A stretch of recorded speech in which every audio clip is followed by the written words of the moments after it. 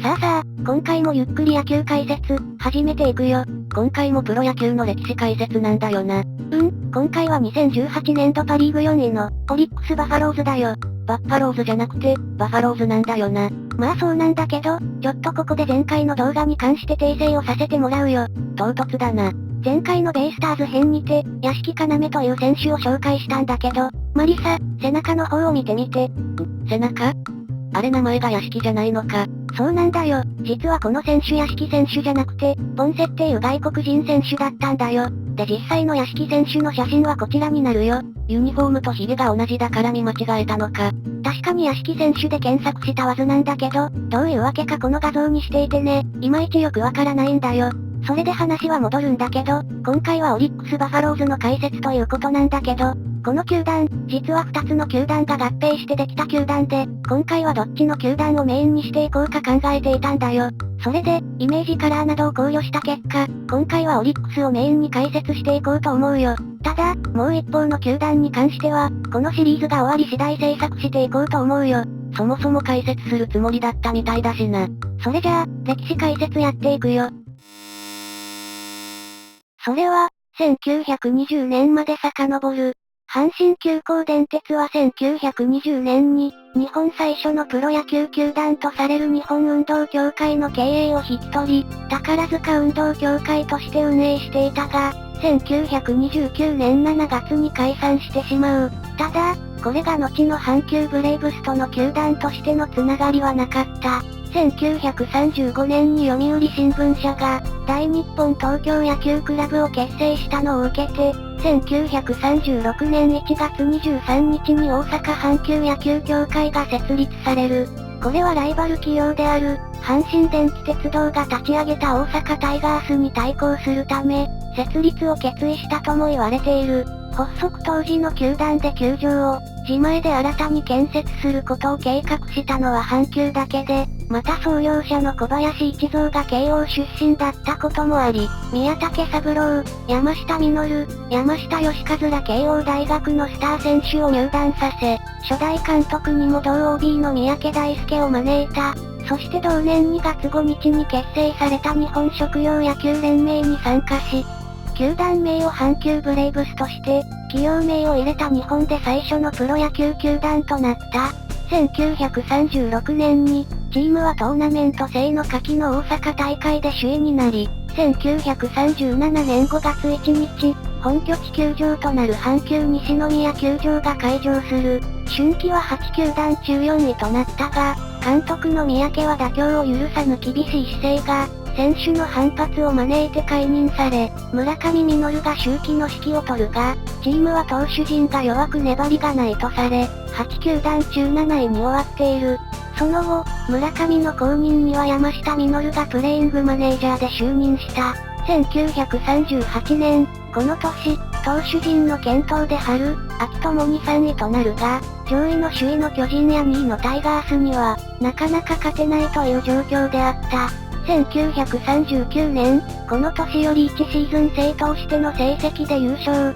順位を決め、便宜上春夏秋の3期制としたが、春季は投手陣が踏ん張り9連勝もあり首位となっているが、巨人には未勝利のままで、年間を通じても巨人、大阪に次ぐ2位に終わっている。1940年、この年、井ノ川俊治を4番、選手兼任監督に迎える。森博太郎が28勝を挙げ、山田伝が打率5位になるが3年続けて巨人、大阪に次ぐ3位に終わる。1941年、戦局悪化で各球団ともに選手の王将が続き戦力が低下するが、森がノーヒットノーランを達成するなど30勝を挙げ、最多勝となり、チームも勝率6割3分1厘の成績を上げるが、首位巨人と9ゲーム差の2位に終わっている。1944年、夏季終了時点で王将による選手不足でリーグ戦続行が不可能となり、途中打ち切りとなって3位に終わっている。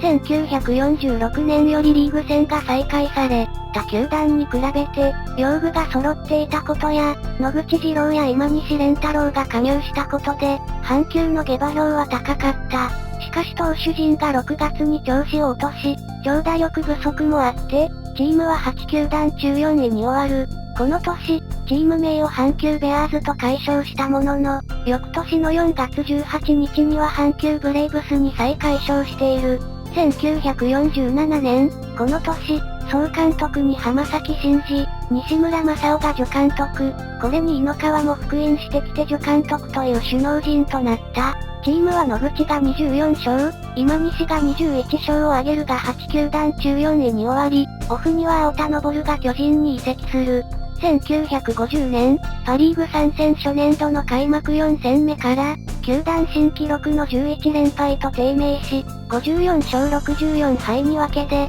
首位の毎日オリオンズと 28.5 ゲーム差の4位に終わる。1951年、天保と野口で合わせて13勝止まりで、7球団中5位と低迷し、オフにはジミー・ニューベリー、ジョン・ブリットンが入団する。1953年、この年、西宮球場にナイター設備が完成し、5月5日よりナイター試合が行われるようになった。チームはこの年のナイター試合で、26戦21勝と夜の勇者のあだ名がつくほど強く、新加入のルーファス・ゲインズが14勝、ラリー・レインズが盗塁王になるなど、8月から9月には首位に立つこともあった。しかし最終的に、南海と4ゲーム差の2位で終わっている。オフには梶本隆夫が入団する。1954年、この年、新人の梶本がこの年の開幕戦の、高橋ユニオンズ戦に初登板で初先発し、初勝利を挙げている。梶本はこの年20勝を挙げる活躍を見せるが、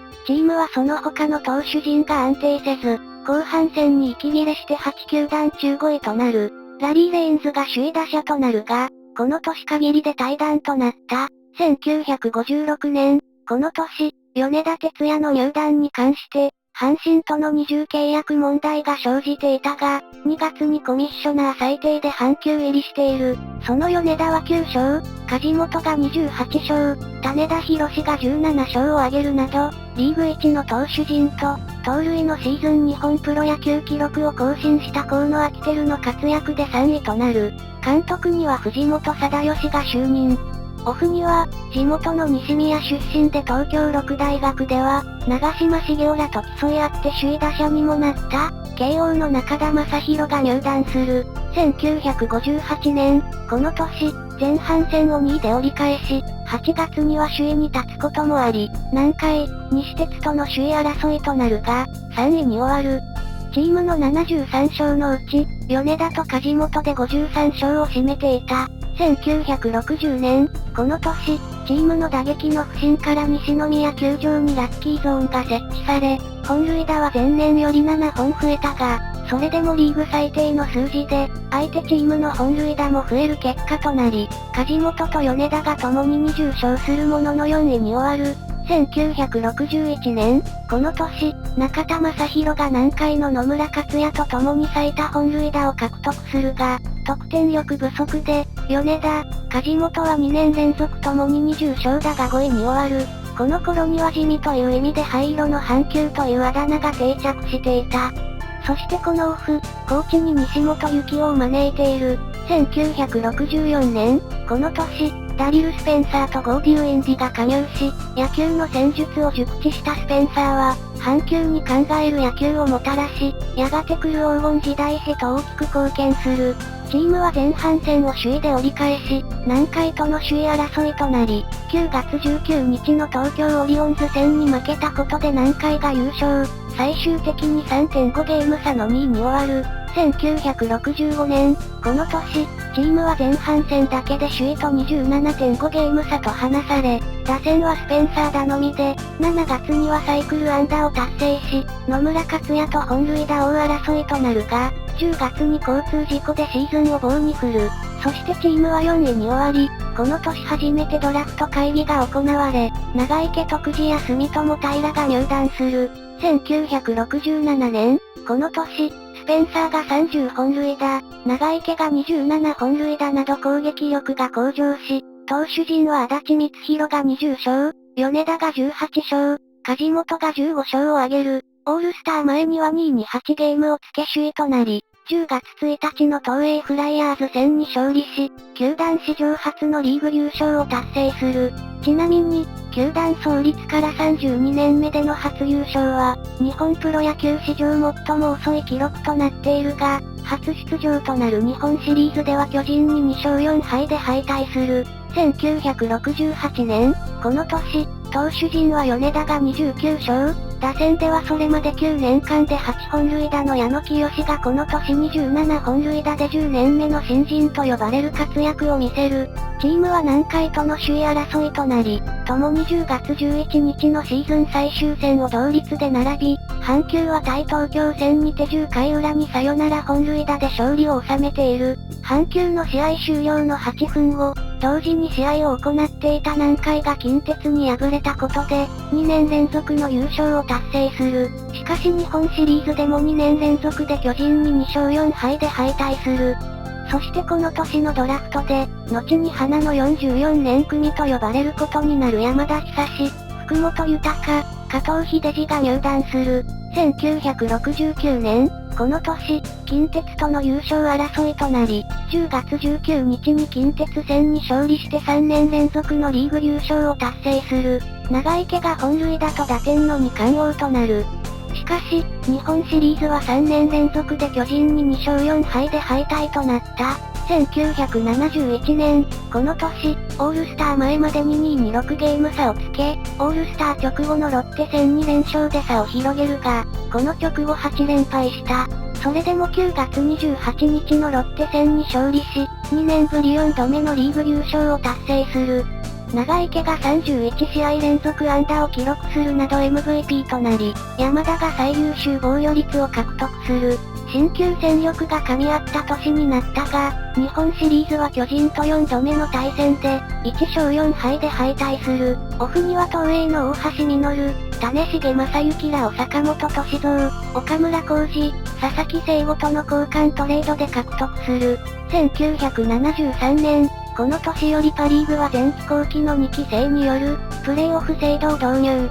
チームは、前期は3位に終わったものの、後期は前期優勝の南海に12勝0敗1分けとして、他球団を圧倒して10月5日に優勝する。阪急有利と見られた南海とのプレーオフは、第5戦までもつれ、3勝2敗で南海に敗退し、西本幸雄は監督を辞任。西本の後任にはヘッドコーチの上田俊治が就任する。この年のドラフト会議で、作新学院の江川卓を1位指名したが入団を拒否される。1975年、この年、前期は関西大学から、松下電器を経て入団した新人の山口隆が、7勝を挙げるなどあり、優勝を果たし、後期は6位だったものの、近鉄とのプレーオフでは山口の2冠投もあり、3勝1敗で3年ぶり6度目のリーグ優勝を達成する。投手陣はチーム最多勝が山口と山田の12勝だったが、この年の2桁勝利投手は山口、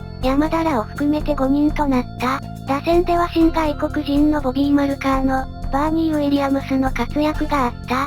広島東洋カープとの日本シリーズでは、4勝0敗2分けで6度目の日本シリーズで、初めて日本一を達成する。1976年、この年、山田が最多勝を獲得し、この年より日本プロ野球史上初の3年連続 MVP を獲得する。また福本が盗塁王、加藤が打点王になるなど花の44年組がいずれもタイトルを獲得し、阪急史上最強の年とまで言われた。全後期とも優勝で2年連続7度目のリーグ優勝を達成し、4年ぶりに巨人との6度目の日本シリーズとなったが、阪急が3連勝の後、巨人に3連勝されて迎えた第7戦は、足立が完投し、4勝3敗で日本一達成となり、全後期優勝の状態で日本一となったため、球団初の完全制覇を達成した。1978年、この年は、全後期ともに優勝し4年連続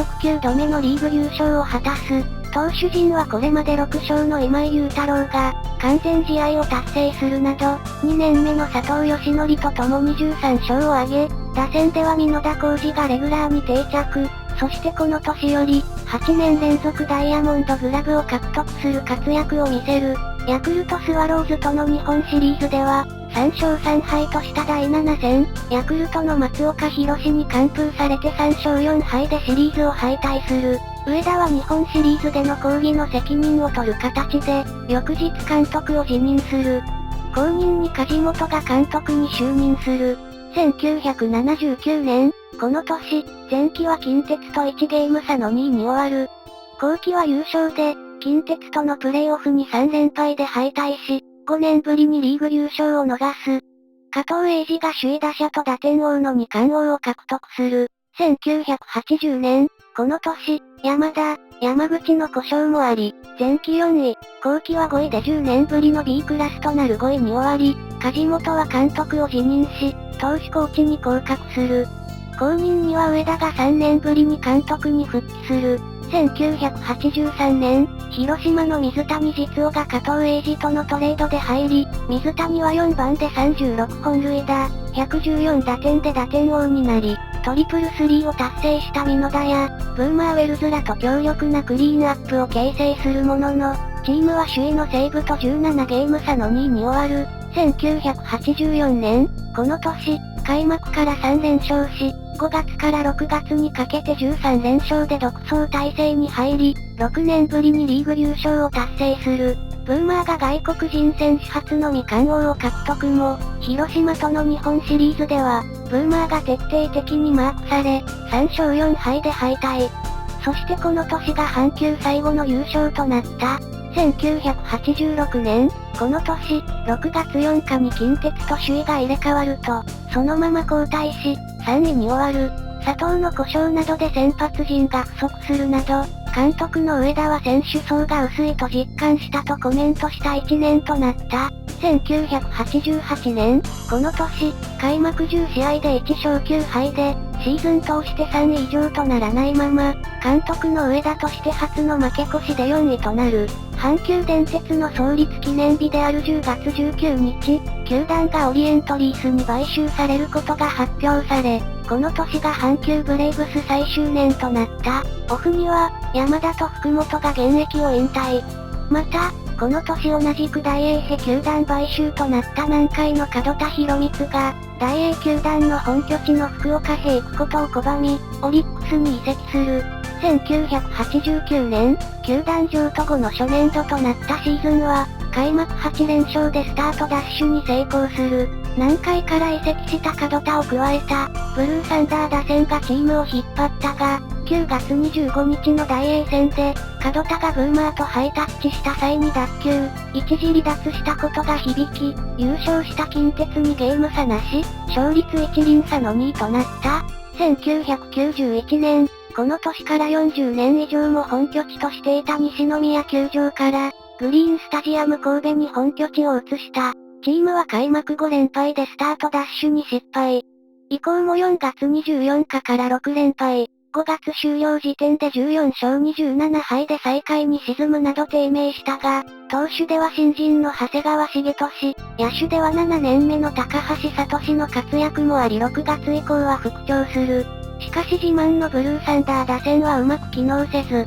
投手陣も若手ベテラン問わず不調や怪我があり3位に終わる。この年のドラフトでは1位で田口壮を、そして4位で鈴木一郎を獲得した。ブーマーが退団した1992年、この年、脱ブルーサンダー打線を目指し、守り重視の野球を展開したが、前年に続き4月20日から5連敗、5月9日から8連敗と序盤から低迷する。野手陣の怪我や不調を投手陣がカバーするのがやっとで、年間成績は首位西武と18ゲーム差で3位となる。そして、松永博美との交換トレードで、阪神から野田浩二を獲得する。1994年、この年、就任した扇の下でレギュラーとして起用されたイチローは、初の規定打席到達にして、日本新記録の年間210安打を樹立し、当時のパリーグ新記録となる打率3割8分5厘を記録する。その功績に対してオフには勝力松太郎賞が贈られた。また、それまで内野手だった田口を外野手に転向しレフト田口、センター本西敦弘、ライト一郎は、当時12球団最強の外野陣と言われるほどの、守備力の高い布陣となった。開幕から主力投手陣の不調や、大砲不在と苦しいスタートだったが、この年から導入された予告先発をうまく利用し、多種の先発オーダーを展開。前半は佐藤、山沖の両ベテランが支え、後半は主力投手陣が本来の力を取り戻し、最終順位は2位に終わった。この年、イチローフィーバーに後押しされたチームは、観客動員も球団記録を大幅に更新した。1995年、この年、1月17日に発生した阪神淡路大震災で、当時の本拠地の神戸市が甚大な被害を受けた一方で、球団関係者は全員無事だったものの、春季キャンプ以降のスケジュールの大幅な変更を余儀なくされたほか、一時は神戸での試合開催が危ぶまれた。しかし、神戸市出身の宮内オーナーが、こんな時神戸を逃げ出して何が市民球団だ。一人も来なくてもいいから、スケジュール通り絶対、神戸でやれという表現で神戸での開催を主張した。結局、当初の予定に沿って、神戸で公式戦を開催することが決まったため、チームは頑張ろう神戸を合言葉にシーズンへ臨んだ。被災した神戸市民を励まそうと、一丸となったチームは、6月には月間20勝を超える躍進を見せ、ペナントレースは独走状態となり、7月末に早くもマジックが点灯した。マジック1とした後の地元神戸での4連戦に全敗し、念願の地元胴上げはならなかったものの、9月19日の西武戦に勝利し、1984年以来11年ぶりにして、球団譲渡後初のリーグ優勝を達成した。日本シリーズではヤクルトに1勝4敗で敗れたが、被災地と共に戦うチームの姿は大きな感動を呼び、ファンは熱烈な応援でチームを支えた。1996年、この年、日本ハムに先行を許し、前半戦5ゲーム差をつけられたものの、後半戦に驚異的な追い上げを見せ、9月23日の日本ハムとの直接対決では、イチローのサヨナラ安打で勝利を収め、リーグ2連覇と2年越しの神戸での胴上げを実現した。日本シリーズでも巨人を4勝1敗で下し、地元神戸で1977年以来19年ぶりにして、球団譲渡後初の日本一に輝いた。1998年、この年、開幕6連敗を経験するなど前半最下位に甘んじるものの、後半戦リーグトップの勝率を上げ、驚異的な追い上げで3位で終わったが、この年は激戦のパリーグで唯一首位に立てないままシーズンを終える。2000年、この年、若手にハングリー精神を植え付けようとする試みを始めたものの効果は出ず、チームの弱体化に歯止めはかからないまま結局4位に終わった。オリックスへの球団譲渡後としては初、球団としては、阪急時代最後のシーズンである1988年以来12年ぶりに B クラスに転落した。また、シーズンオフにはイチローがポスティング制度を利用して、大リーグのシアトルマリナーズに移籍した。2002年、この年、チームは極端な頻打に悩まされた。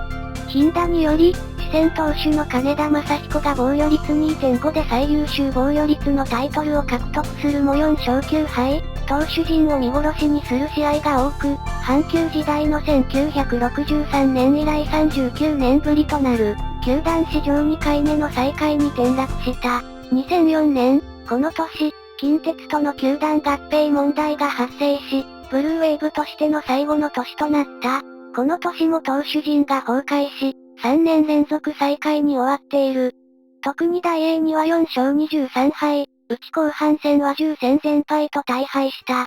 これはこのカードの最多敗戦記録であり、同一カード最多敗戦タイ記録である。そして、2004年の12月1日、球団経営の抜本的立て直しを目的として、同じパリーグの近鉄と合併することとなり、オリックスバファローズとなった。なお、この時に選手分配ドラフトが開催され、選手の約半数を新規参入球団の東北楽天に譲渡している。合併後の監督には、近鉄、オリックス両球団で監督経験のある扇が復帰する。2005年、この年、合併により有力選手が加入したことに加え、扇が監督に復帰したことから戦力は大幅に向上して臨んだシーズンとなった。肺がんに侵されながらも指揮を執る扇の下で、チームは最後まで A クラス争いを続けたが4位でシーズンを終え、A クラス入りとプレイオフ進出を逃がした。シーズン後に仰木は監督を退任し、代わって球団ゼネラルマネージャーだった、中村勝弘が監督に就任した。編成を司る GM より監督への就任は日本球界初であった。仰木は球団シニアアドバイザーに就任したが、12月15日に肺がんによる呼吸不全のため70歳で逝去した。オフには巨人を自由契約となった清原和博、ロサンゼルスドジャースと、マイナー契約を結んでいた中村紀洋を獲得している。2008年、この年、大石の監督代行就任後、6月3日の巨人戦に勝利し、阪急時代も含めて通算4500勝を達成するなどチームは持ち直していった。9月24日のソフトバンク戦に勝利して2001年シーズン以来7年ぶり、オリックスバファローズとしては初のシーズン勝ち越しを決め、9月29日の西武戦に勝利して、初のクライマックスシリーズ進出を決めた。シーズンは2位で終わり、クライマックスシリーズでは、第1ステージで3位日本ハムと対戦、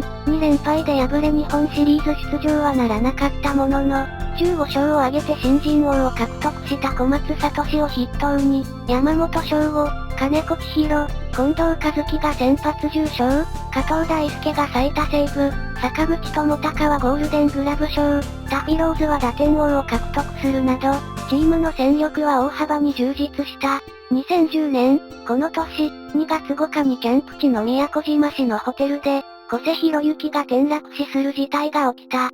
直後に阿部とのトレードで埼玉西部から赤田将吾を獲得している。チームは3月20日から3月26日まで、1989年以来のパリーグ開幕4連勝を果たす。しかし、4月2日から4月7日まで5連敗で合計37失点と大量失点を記録した。交流戦に入ると、16勝8敗の好成績を残し、6月13日の横浜戦に勝利し、交流戦6年目で初優勝した。交流戦後の後半戦に入ると一時は3位に浮上したものの、主力選手の不振などで連敗を繰り返し、その後も CS 出場圏内に留まっていたが勝率差で日本ハムに及ばなくなったため、2年連続の B クラスと、4年ぶりの5位が決定した。この年、T 岡田が本塁打王、金子が最多勝を獲得している。2011年、この年、オリックスバファローズ改造計画と称し、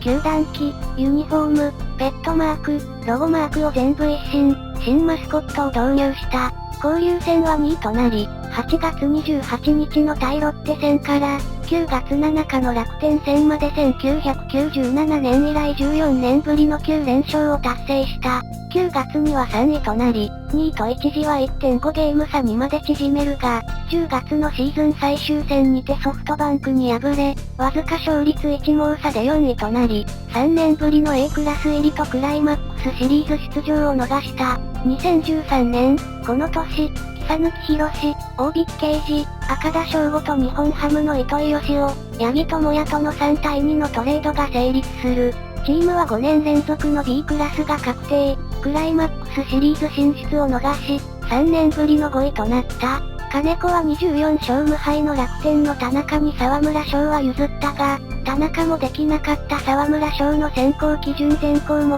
を満たし、奪三振王のタイトルを獲得した。また、糸井も移籍1年目にもかかわらず、共に5年連続となる打率3割、ゴールデングラブ賞を達成し、自己最多の安打、本塁打、盗塁を記録するなど投打の柱は共に活躍した。2015年、この年、交流戦はパリーグ球団では唯一負け越し、8勝10敗の9位に終わった。また、ヤクルト、ジャイアンツの4番として活躍したアレックス・ラミレスの巡回アドバイザーの就任を発表した。しかし、交流戦以降もチームの低迷の歯止めをかけることができず、前半戦を最下位となった。後半戦になっても浮上できず、8月16日のロッテ戦に敗れて、自力でのクライマックスシリーズの進出の可能性が消滅。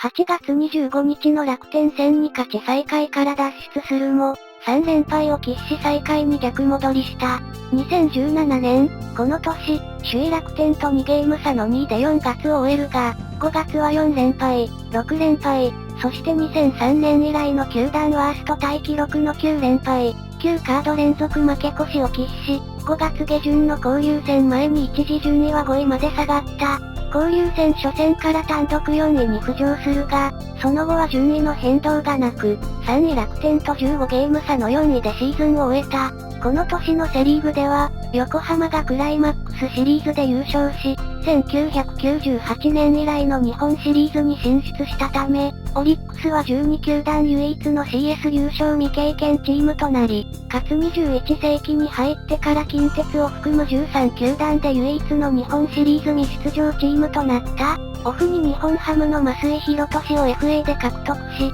平野義久が FA でアリゾナダイヤモンドバックスに移籍した。2019年、この年から、帽子やヘルメットのロゴマークが BS から B に改められ、開幕前の3月21日にマリナーズのイチローが現役引退を表明した。これにより、オリックスブルーウェーブに所属経験のある選手が全員引退することとなった。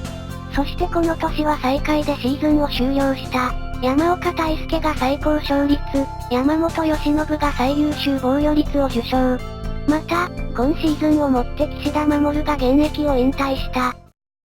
とまあ、今回はこんなとこかな。今回はかなり動画時間が長くなったな。そうだね、気づいたらこんな時間になっちゃってたよ。ここ最近のイメージとしては、あまり強い印象はなかったんだけど、黄金時代はそうそうたるメンバーがいたんだね。まあ現在でも、タイトルを獲得する選手も出てきているほどだから、うまく噛み合えば強くなるチームでもあるんじゃないのか。それじゃあ今回はここまでにしておくよ。なんとか第8回は年内に終えることができたけど、歴史解説の動画は今年は最後になるよ。まあさすがに1ヶ月もないしな。一応情報収集はするつもりだけど。他の動画は、気力があれば上げるつもりだよ。それじゃあ、次回はセリーグ5位の、中日ドラゴンズだよ。それでは、ご視聴、ありがとうございました。